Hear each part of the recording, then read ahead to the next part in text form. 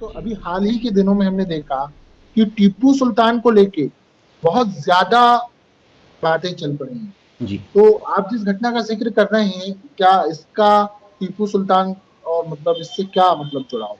हाँ, ये अच्छा सवाल किया आपने। मैं इसलिए बताता हूँ क्योंकि टीपू सुल्तान एक राजा था जिसने अंग्रेज़ों के सामने सरेंडर नहीं किया। जी। टीपू सुल्तान वो राजा था जिसने निज़ाम हैदराबाद और महाराष्ट्र के पेशवा शासकों को कहा, भैया अपने झगड़े अपन आपस में निपटेंगे, अंग्रेज़ों को दूर रखो, वो अलग बीमारी है।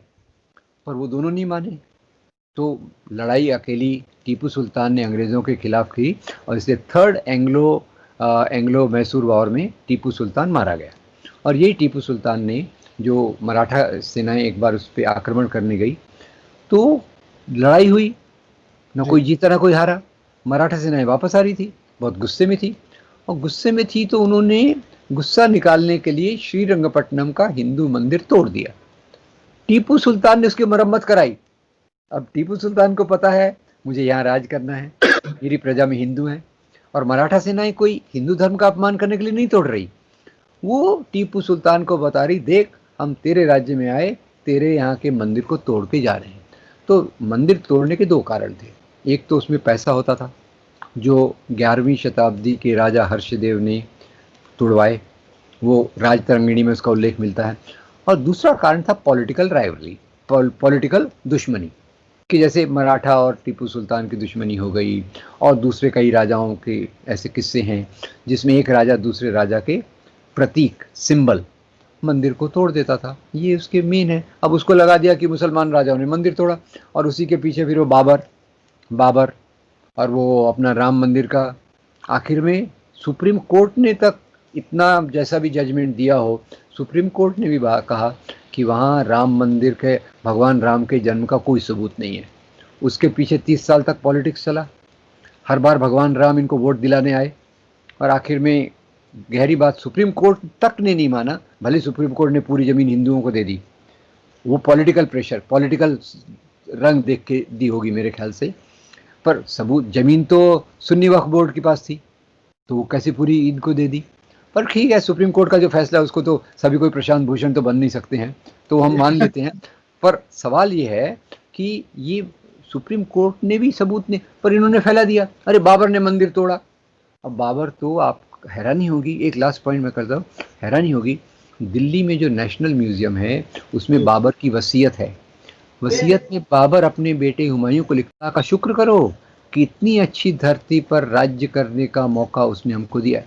पर बेटा याद रखो, यहाँ के ज़्यादा लोग हिंदू हैं, हिंदू लोग मंदिरों में पूजा करते हैं, तुम अपने राज्य में मंदिरों को टूटने मत देना।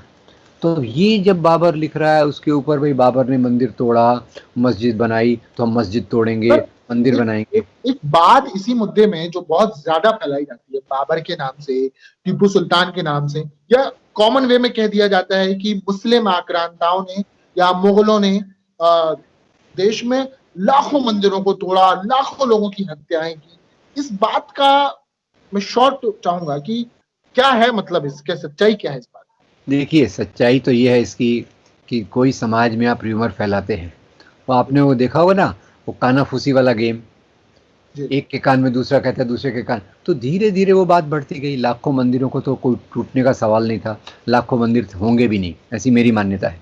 कितनी पॉपुलेशन होगी और कितने मंदिर होंगे वो एक बात। और टीपू सुल्तान ने तो मंदिर की रिपेयर कराई। टीपू सुल्तान काम कोटि पीठम के शंकराचार्य को जगत गुरु कहता था। टीपू सुल्तान का जो प्राइम मिनिस्टर था, सबसे बड़ा एडवाइजर था, वो एक ब्राह्मण था, उसका नाम था पूर्णैया। अब मुझे आप बोलिए, वो कहाँ जाएगा मंदिर तोड़ने? उसको, उसने तो एक्चुअली काफ़ी टेक्नोलॉजिकल डेवलपमेंट किया, पहली मिसाइल बनाई, वगैरह वगैरह। फिर ये बाबर के नाम पे किया।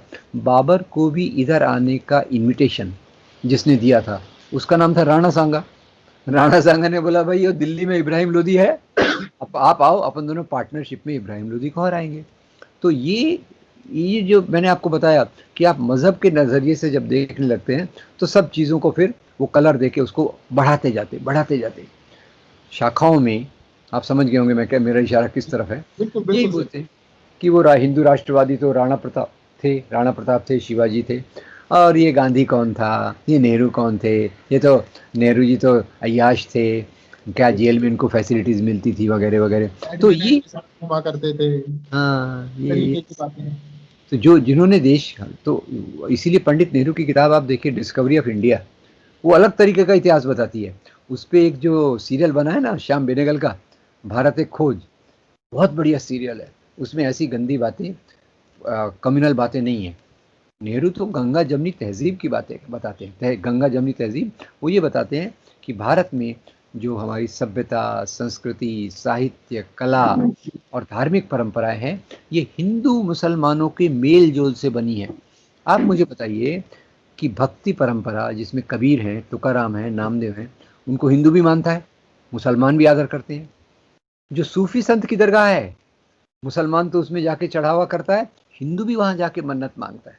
ये हमारी तहजीब रही है, और यही नेहरू अपनी किताब में बताते हैं, गांधी अपनी किताब में अलग तरीके से बताते हैं। पर खैर, अभी जब जो दौर है, इस दौर में तो सब उल्टा ही चल रहा है।